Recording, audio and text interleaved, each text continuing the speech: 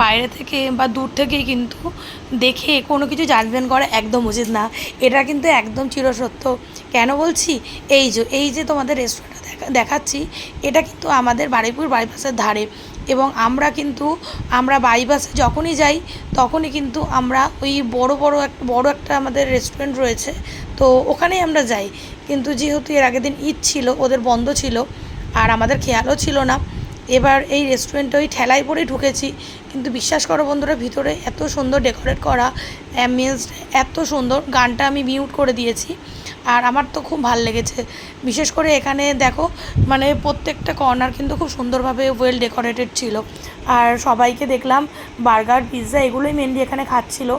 আর আমাদেরও ইচ্ছা হলো দেখে যে একটু অনেকদিন পিৎজা খাইনি, একটু পিৎজা খাওয়া যাক, সেই হিসাবে অর্ডার দেওয়া। তার আগে আমি চা নিয়েছিলাম, চা তো আমার লাগবেই। এবং চায়ের প্রাইসটা কিন্তু অনেকটাই মানে ঠিকঠাকই ছিল, 20 টাকা না 25 টাকা নিয়েছিল। আর এখানে দেখো যে পিৎজাটা আমরা এক্সট্রা চিকেন নিয়েছিলাম। জাস্ট কী বলবো তোমাদের, এখনও জাস্ট আমার মনে হয় মুখে লেগে আছে।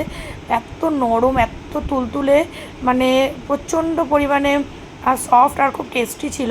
আমি এত জায়গায় পিৎজা খেয়েছি, বাট বিশ্বাস করো, বিলিভ মি, অনেক বড় বড় কিন্তু রেস্টুরেন্টের থেকে বা অনেক নামি দামি জায়গার থেকেও কিন্তু এই পিৎজাটা কিন্তু খুব মানে বেশি ভালো ছিল। আর দেখো, ভাবি তো প্রথমে বলছিল আমি অতটা খাবো না, ফাইন, বাট ও লাস্টে ওই এক পিস খেয়েই কিন্তু ওর পেট ভরে গেছে। মেনলি ডান্সের থেকেই ওকে আমরা একটু ঘুরতে নিয়ে গেছিলাম।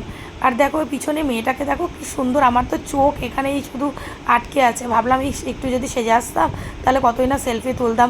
আর ওর পাশে দেখো আমাকে তো যেন পুরো খেলো খেলো লাগছে। কিন্তু